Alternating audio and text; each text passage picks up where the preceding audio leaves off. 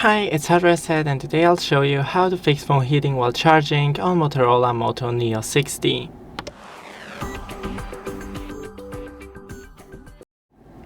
So first go into the settings and in battery, charge boost, disable.